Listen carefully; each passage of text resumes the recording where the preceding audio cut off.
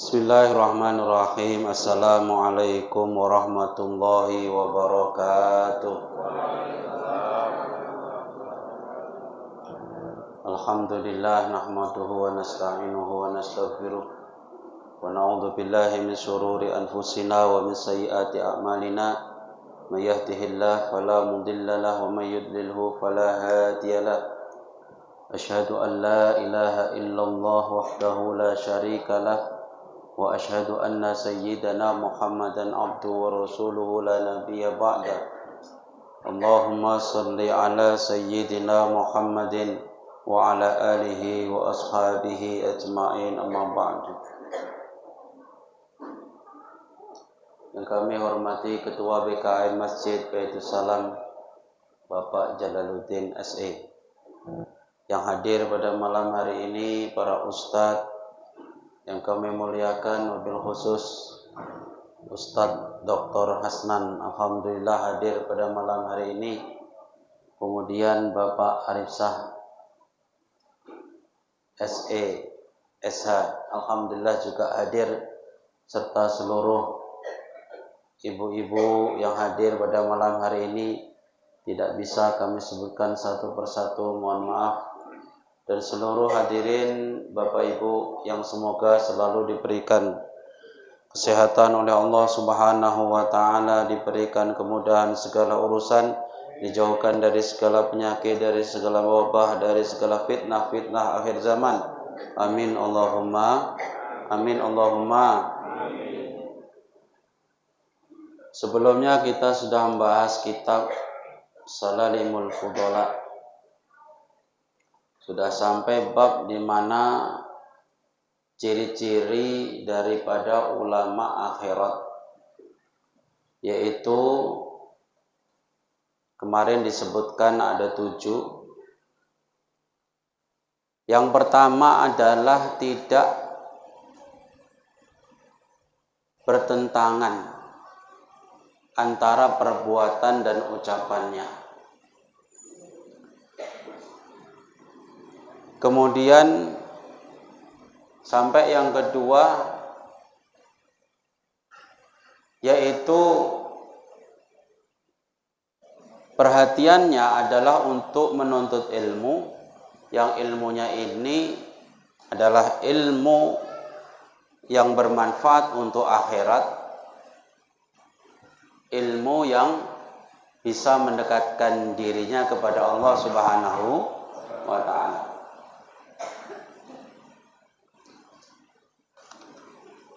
Lalu di dalam kitab ini disebutkan juga ada contoh yang sangat bagus. Apa-apa saja ilmu yang bisa kita cari. Pernah ada ulama di zaman tabi'in, beliau itu bernama Syakik Al-Balkhi. Syakik Al-Balkhi ini punya murid namanya Hatim Al-Asham. Hatim Al-Asham ini yang terkenal waroknya, yang terkenal zuhudnya, sampai beliau itu disebut punya julukan Al-Asham dikarenakan beliau itu saking menjaga perasaan seorang wanita. Ketika ada seorang wanita yang datang kepada beliau, kebetulan beliau ini selain ulama, beliau ini juga dagang jualan. Rupanya wanita ini ketika dekat dan bertanya harga suatu barang, rupanya wanita ini buang angin. Nah, di depan Hatim. Lah bagaimana cara untuk menjaga perasaan wanita ini? Maka Hatim ini pura-pura tidak dengar. Tolong ulangi tadi ibu bicara apa? Tolong diulangi sekali lagi tadi ibu bicara apa? Saya tidak dengar. Maka wanita ini merasa aman. Oh, berarti bapak ini nggak dengar. Berarti saya buang angin tadi tidak dengar. Dan itu tidak sekali saja. Nanti dikira dia ini pura-pura, maka setiap ada orang dia selalu pura-pura tidak dengar. Ya, aktingnya ini hanya untuk menjaga perasaan wanita tadi. Nah, karena ini orang dekat, nanti kalau tiba-tiba suatu hari tahu kalau bapak itu ternyata tidak budek, oh berarti kemarin itu berarti pura-pura. Berarti sebenarnya dia ini dengar, tahu kalau saya buang angin. Maka Hatim ini pura-pura budek terus. Maka namanya terkenal Al-Asom. Al-Asom itu yang budek, yang tuli. Hatim Al-Asom ini seorang yang wara, yang zuhud, ulama tasawuf hebat di masanya. Beliau adalah muridnya Syakik Al-Balkhi. Syakik Al-Balkhi, tuan gurunya pernah berkata kepada beliau, bertanya, "Wahai Hatim, sudah berapa lama kamu mondok sama saya? Sudah berapa lama kamu berkawan sama saya?" Orang zaman dulu itu kalau ngaji tidak disebut santri, kawan. Makanya Nabi sama para sahabat itu tidak bilang sahabatnya itu santri, tapi sahabatnya dipanggil sahabat. Berapa santrinya Nabi Muhammad? Nggak ada, semua namanya sahabat. Begitu juga Imam Syafi'i.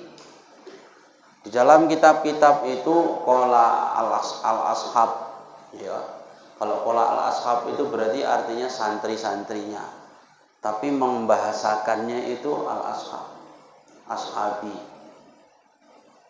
Nah, ini makanya ulama Syakik Al-Balkhi tanya, "Berapa lama kamu berkawan sama saya?" Kata Hatim, "Mundu salasin wa salasina sanah." Saya mondok sudah 33 tahun. Loh, ngajinya 33 tahun. Pak Jalal, ngaji 33 tahun. Kita ngaji di sini, masjid ini baru 7 tahun. Ini nanti programnya dilanjutkan ya, sampai 33 tahun. Ini kita ngaji di sini, Pak Ustadz, sudah 7 tahun. Setiap malam Rabu. Alhamdulillah, mulai dari fikih, mulai dari tauhid, ini tasawufnya. Jadi tastafi, tauhid, fikih, tasawuf. Jadi ini sudah berlangsung 7 tahun. Mulai 2017 bulan Agustus atau September. S2 sampai sekarang. Alhamdulillah. Nah, semoga ini malam ini kehadiran Bapak Ustadz Dr. Hasnan ini menjadi suatu keberkahan untuk kita semua, juga Pak Arif, dan ini semoga menjadi keberkahan bagi kita semua. Semoga beliau diberikan kesehatan dan bisa berjuang di jalan Allah Subhanahu wa ta'ala. 33 tahun. Qala fama ta'alam tamini. Lalu apa yang kau pelajari dariku, wahai Hatim? 33 tahun itu belajar apa saja kamu? Kata Hatim Al-Asom, sama masail. Aku cuma belajar 8 masalah. Kata Syakik Al-Balkhi, inna lillahi wa inna ilaihi raji'un. 8 masalah cuman. 33 tahun kamu bersamaku cuma belajar 8 masalah. Coba kamu sebutkan 8 masalah itu apa saja. Kemudian Hatim menyebutkan satu persatu. Yang pertama, tuan guru, nadhartu ila hadal khalqi, aku lihat manusia. Fara'aitu kulla wahidin yuhibbu mahbuban fa huwa ma'ah mahbubihi ilal qabri. Saya lihat, mengamati manusia, lalu saya menyimpulkan bahwa masing-masing dari mereka itu ada sesuatu yang disukai. Ada seorang yang dicintai. Ya. Suatu saat ia datang ke pemakaman bersama sesuatu itu. Ya. Dan ketika sudah sampai, sesuatu tersebut meninggalkannya sendirian. Loh, sudah dikuburkan ternyata tidak dikawani. Artinya setelah dikubur itu ditinggal balik.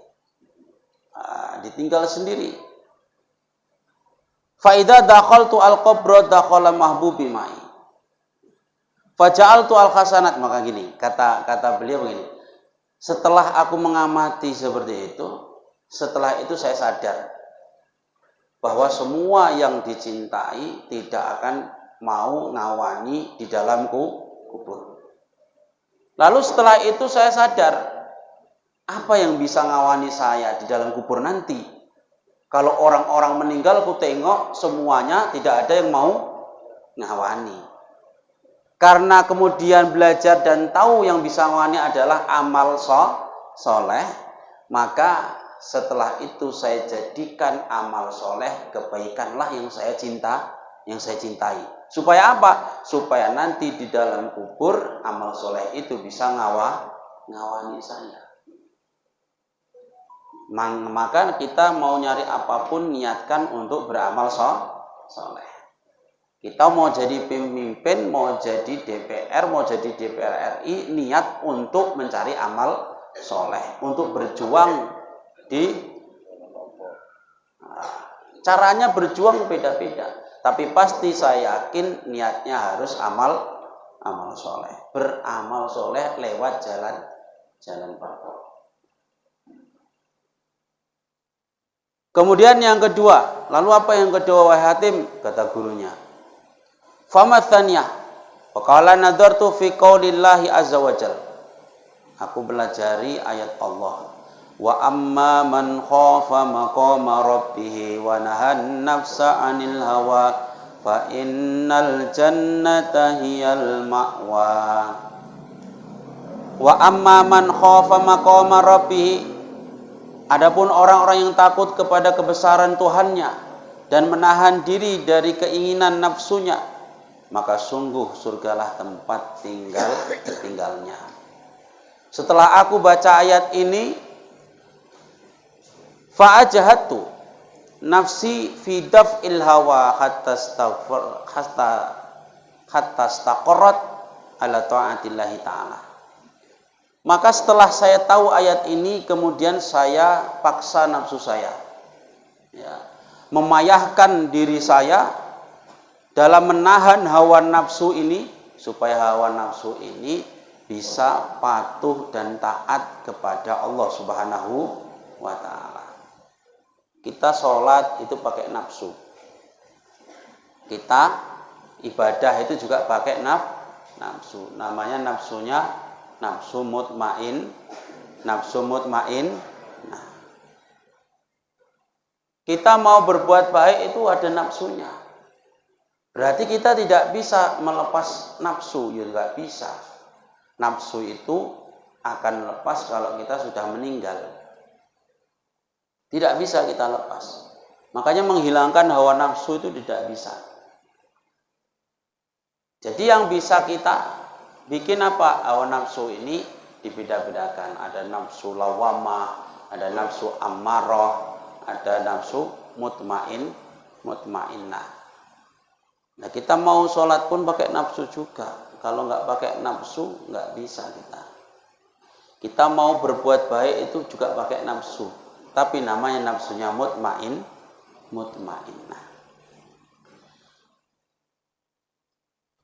Nah ini, yang berarti yang ditahan nafsunya ini, nafsu lawamah, nafsu ammarah. Nafsu ammarah yang suka merintah kepada keburukan, itu yang ditahan. Setelah aku tahu ayat ini, wa amma man khafa maqama rabbih wa nahan nafsa 'anil hawa fa innal jannata hiyal ma'wa. Setelah itu aku tahan nafsuku, aku ajak nafsuku untuk taat dan patuh kepada perintah Allah Subhanahu wa ta'ala. Lalu yang ketiga apa wahai Hatim? Yang ketiga wahai Tuan Guru, Ani nadhartu ila hadal khalqi, ku tengoklah manusia ini. Fara'aitu kullaman ma'au syai'un lahu qimah wa miqdar. Aku melihat setiap orang yang bersamanya terdapat sesuatu yang bernilai. Mereka meninggikan dan menjaga sesuatu tersebut. Rafa'ahu wa khafidhahu. Mereka selalu meninggikan dan menjaga sesuatu yang dianggap bernilai itu.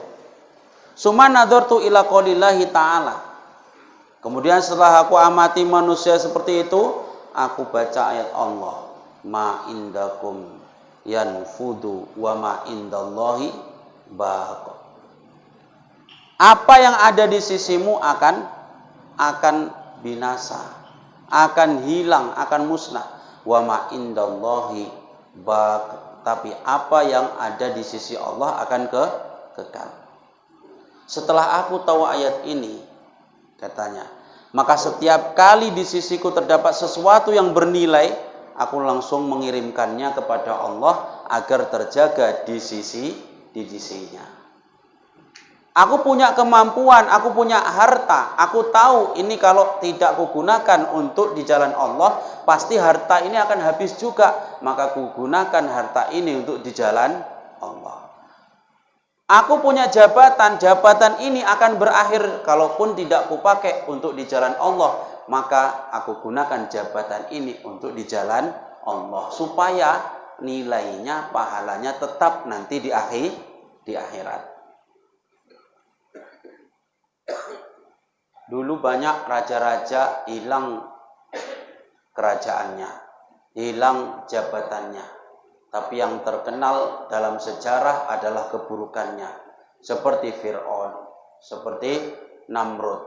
Tidak digunakan di jalan Allah. Tapi lihatlah kerajaan yang digunakan di jalan Allah. Sampai sekarang namanya masih bagus dalam sejarah. Oleh sebab itu, seumpama kita punya kemampuan, kita punya jabatan, punya harta yang banyak, kok kita gunakan untuk di jalan Allah, ini namanya akan tetap abadi sampai hari kiamat. Ulama-ulama dulu begitu juga. Tengoklah nama ulama sekarang, sampai sekarang masih dikenang kebaikannya. Sampai sekarang nama-nama ulama itu masih disebut-sebut karena mereka di jalan Allah. Begitu juga orang yang menggunakan hartanya di jalan Allah. Sampai sekarang itu masih dikenang. Betapa banyak orang di kampung sini pun banyak juga yang kita bisa jadikan contoh. Harta banyak kemudian disumbangkan untuk membuat pondok pesantren. Wakafkan tanah, dibuat pondok pesantren. Pondok ini kemudian tetap ada santrinya sampai ratusan tahun. Ini harta ini terus mengalir pahalanya. Sampai dia meninggal, sampai anak cucu masih ada pahalanya mengalir.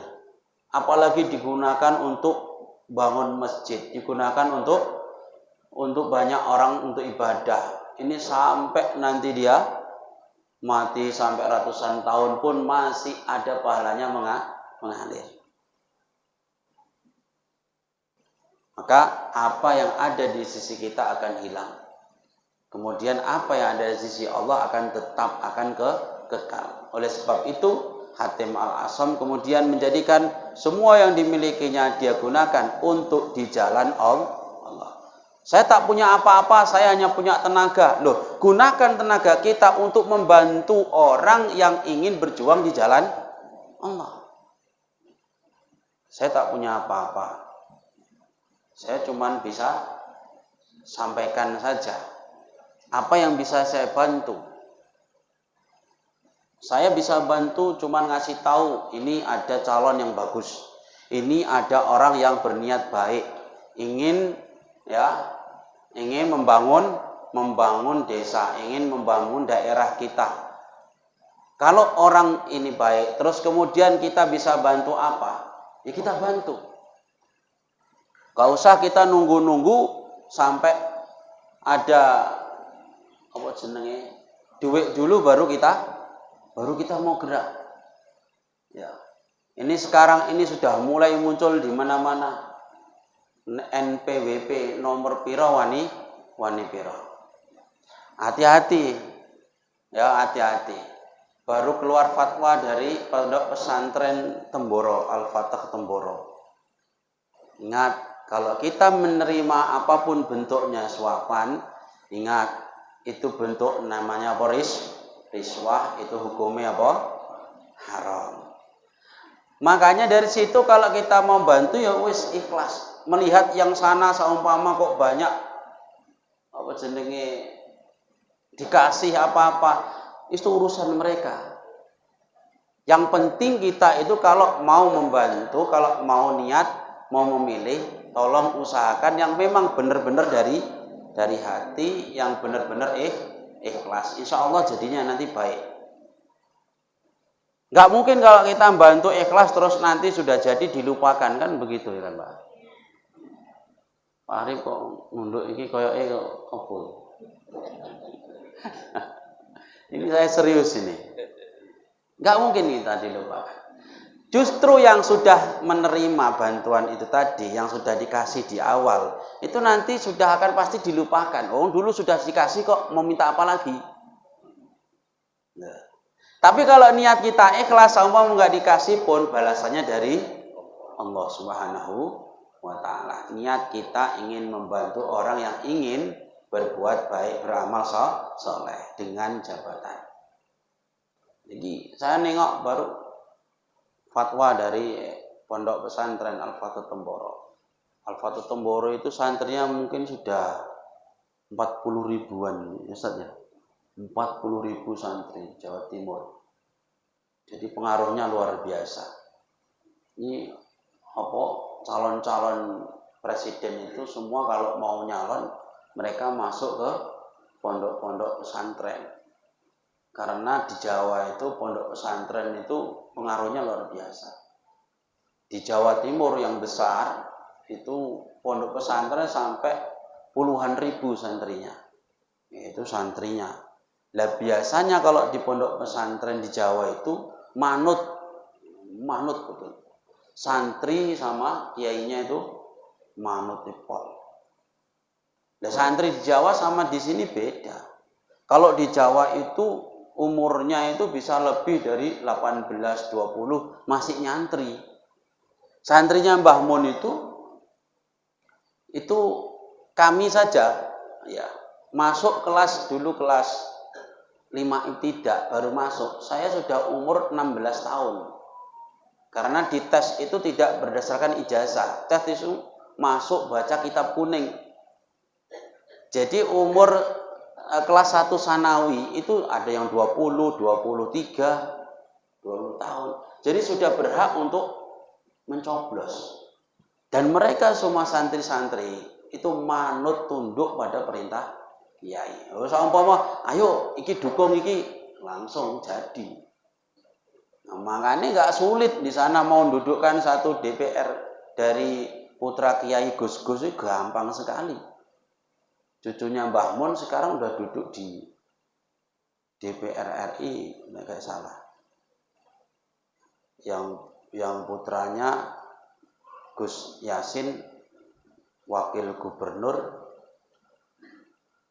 Kemudian pokoknya banyak itu gampang sekali mau dudukkan itu. Saking manutnya sama kiai. Kok sampai sininya apa nih pembahasannya nih? Yang ketiga tadi apa?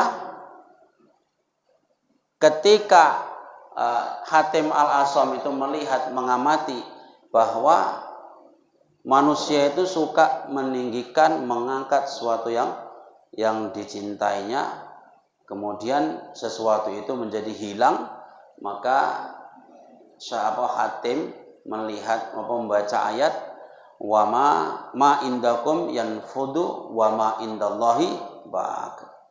Kemudian setelah itu fakullama rafa'a ma isyun lahu qimatun wa miqdar wajjahtu ilallah liyabqa indahu mahfudun. Maka setiap punya sesuatu yang dicintai kemudian diarahkan di jalan Allah supaya tetap pahalanya. Yang keempat, apalagi wahai Hatim, kata Syekh Al-Brahi, Ani nadartu ila hadzal khalqi fara'aitu kulla wahidin minhum yarji ilal mal wa syaraf. Aku mengamati makhluk di dunia ini, manusia ini, mereka itu melihat tiap-tiap dari mereka bergantung pada satu harta, kedua kemuliaan dari garis keturunan, nasab, harta. Nah, saya ini kan ribut masalah nasab, ribut masalah Habib, ya. Ini memang manusia itu rata-rata begitu. Mereka itu suka apa ya? Kalau bahasa orang Medan sini, apa yang mengandalkan. Bahasa Medan sini apa namanya? Hah? Iya gitulah ya. Mengandalkan nasab, mengandalkan harta. Ketergantungan kepada nasab dan harta. Kalau di Jawa itu saya lihat memang betul.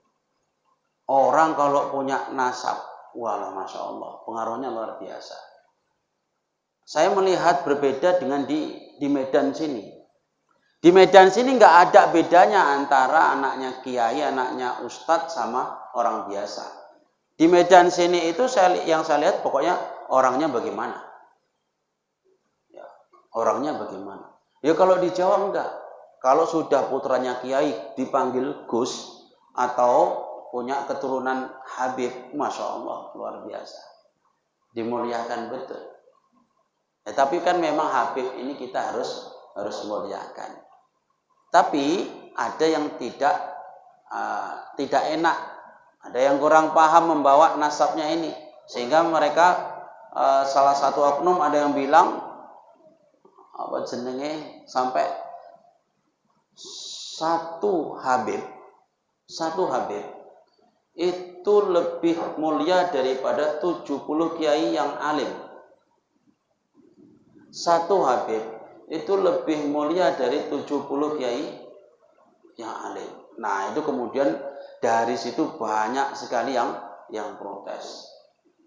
Jangan sampai begitu juga. Meskipun kita ini harus memuliakan orang yang punya garis keturunan kepada Rasulullah, tapi enggak juga terus merendahkan kiai.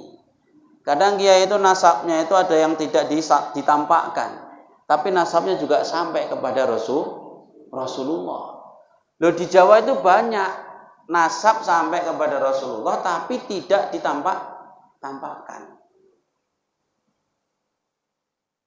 Nah, yang akhir-akhir ini kan gara-gara itu rame, sampai sekarang masih rame ini kabarnya.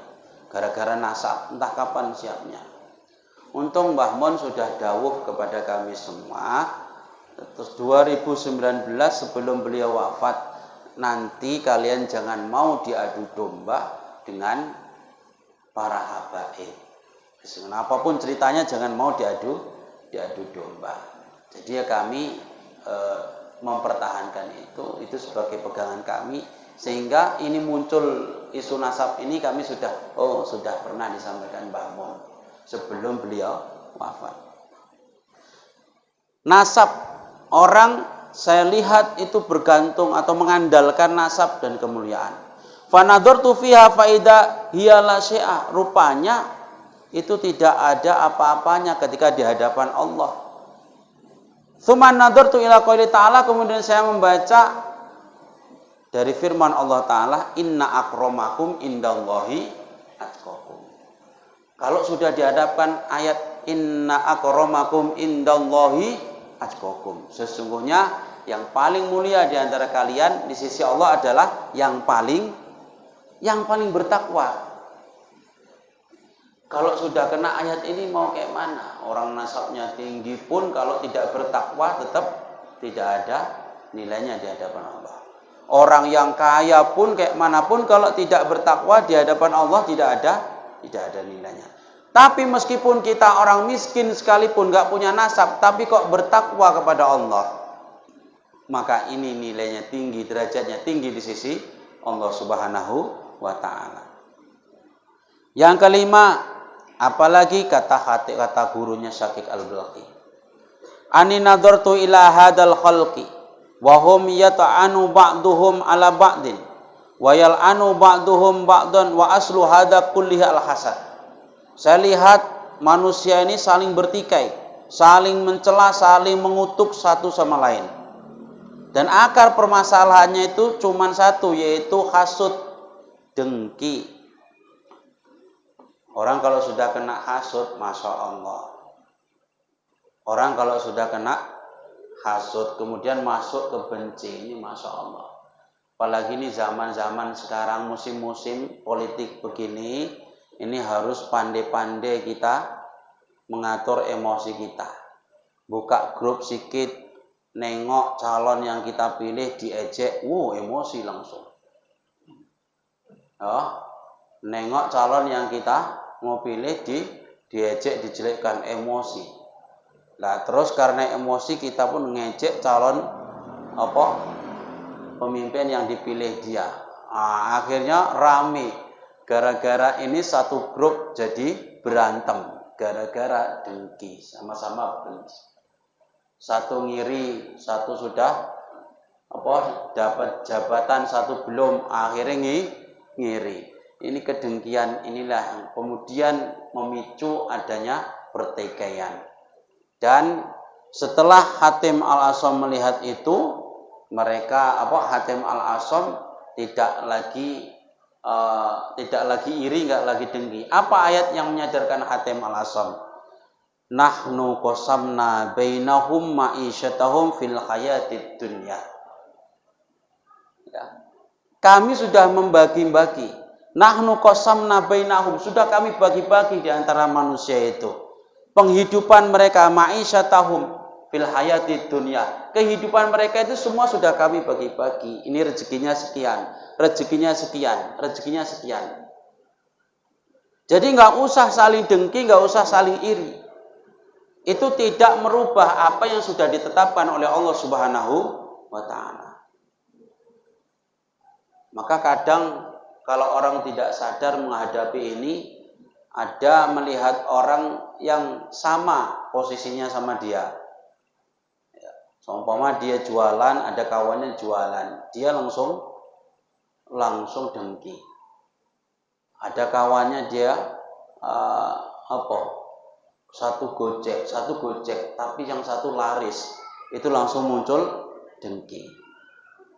Bahkan satu ustadz, yang satu ini jobnya lancar, yang satu sunyi. Apalagi asal dapat job di-share di grup. Bikin status. Wah, itu ustadz yang lain tuh bisa juga dengki. Ini bukan cuman orang-orang ustadz pun juga bisa dengki juga. Makanya saya takut juga kalau nge-share jadwal ngaji tiap hari itu. Takutnya ada yang dengki juga. Iya benar. Perasaan itu kurang enak gitu kalau melihat ada orang kok lancar kali ustadz ini. Itu berarti ada kedengkian. Nah, begitu juga nanti, mohon maaf, kalau satu terpilih, satu tidak, hati-hati Pak Arif. Itu pasti banyak yang dengki. Maka kita harus siapkan mulai dari sekarang mental dibenci, mental dihasuti. Kullu dinikmatin maksud, ya. Setiap orang yang mempunyai nikmat itu pasti akan diiri, akan didengki. Oleh sebab itu jangan sering-sering juga kita nge-share ada dapat rezeki, ada dapat kenikmatan, itu juga jangan sering-sering di-share. Itu meskipun alasan kita, aku tahadus bi nikmat. Iya, niat kita tahadus bi nikmat, tapi yang melihat itu belum tentu niatnya itu kita menganggap kita berniat tahadus bi nikmat. Justru yang melihat itu pamer kan gitu. Nah, ini kadang kita harus hati-hati.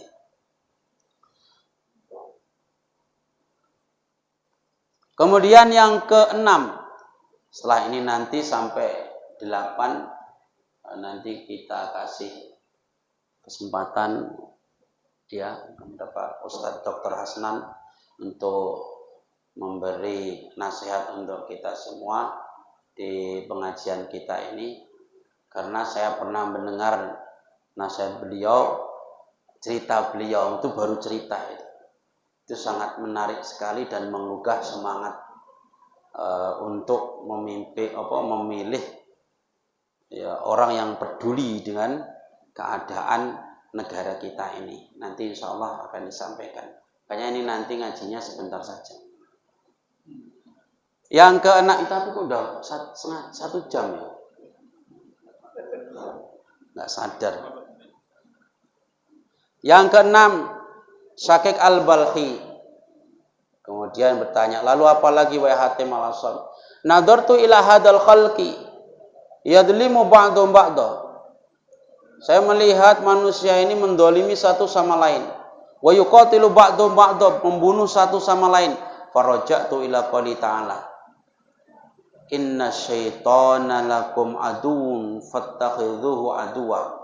Aku baca ayat ini, sesungguhnya syaitan adalah musuh bagi kalian. Maka jadikan setan itu musuh. Jangan memusuhi selain setan. Jangan saling bermusuhan sama manusia. Musuh yang nyata yang sesungguhnya adalah setan. Kemudian yang ketujuh, kata Hatim Al-Asam, aku melihat manusia ini, fara'aitul wahida minhum yatlubu kasratal khubzi fayudillu biha nafsahu wa yadkhulu fiha la yakhillu lahu thumma nadartu ila qouli ta'ala wa ma min dabbatin fil ardi illa 'ala Allahi rizquha wa ma min dabbatin fil ardi illa 'ala Allahi rizquha. Tidak satupun hewan melata yang melata di muka bumi ini. Kita ini termasuk dabbah. Cuman kita ini hayawan, tapi hayawan yang natik, yang berpikir. Maka ayat ini memasukkan dabbah ini, kita semua juga masuk dabbah. Nah, semua yang geremet di muka bumi ini, semua yang melata, kita semua ini rezekinya sudah ditanggung oleh Allah Subhanahu wa Ta'ala. Ya, cacing juga, tengu yang kecil-kecil itu juga termasuk diberi rezeki oleh Allah. Bahkan corona pun, ya, COVID itu juga diberi rezeki oleh Allah Subhanahu wa Ta'ala. Ini kabarnya ada lagi, berarti ini muncul lagi. Semoga tidak sampai bulan Ramadan sudah selesai, atau memang dikeluarkan untuk menyambut bulan Ramadan, nggak ngerti. Yang kedelapan, jangan terlalu panjang membahas itu, nanti panjang urusan. Yang kedelapan adalah aku melihat manusia ini, fara'aitu mutawakkilina ala makhluk. Mereka itu bergantung, bertawakal atas makhluk. Ya. Ada si A ini mengandalkan harta, ada si B ini mengandalkan kedudukan, satu lagi mengandalkan bapaknya, satu lagi mengandalkan kawannya yang kaya, satu lagi mengandalkan bosnya. Ya. Faraja'tu ila qouli ta'ala, kemudian aku kembali kepada firman Allah Ta'ala, wa may yatawakkal 'alallah fahuwa hasbuh. Ya. Siapapun orang yang bertawakal kepada Allah, maka Allah akan mencukupinya. Jadi tempat yang tepat ya untuk kita bertawakal itu hanya Allah Subhanahu wa Ta'ala. Siapa yang mengandalkan harta, harta akan hilang, akan kecewa. Siapa yang mengandalkan orang tuanya akan mati, dia akan kecewa. Siapa yang mengandalkan bosnya pun akan bangkrut, dia pun akan kecewa. Atau sebelum bangkrut dia sudah dipecat. Ya. Jadi yang paling bisa diandalkan, yang paling tepat, tidak akan pernah mengecewakan kita adalah Allah Subhanahu wa Ta'ala. Semoga yang hadir sini semua tetap ingin beramal soleh, tapi bergantungnya hanya kepada Allah Subhanahu wa Ta'ala. Tidak karena ini, tidak karena itu, tidak bergantung kepada ini, bergantung kepada selain Allah Subhanahu wa Ta'ala. Ini adalah ilmu yang dipelajari oleh Hatim Al-Asam kepada Syakik Al-Balkhi. Cuman 8, tapi ini sangat mencukupi untuk seluruh ilmu. Ya. Jadi semoga bisa dipahami. Ini buru-buru karena kita ingin mendengarkan. apa yang akan disampaikan oleh tamu mulia kita. Semoga apa nanti yang disampaikan bisa menjadi semangat motivasi untuk kita semua agar kita bisa menjadi pemilih yang cerdas, bisa menjadi orang yang adil dalam menentukan pilihan. Terima kasih. Semoga bermanfaat. Wabillahi taufik wal hidayah. Assalamualaikum warahmatullahi wabarakatuh.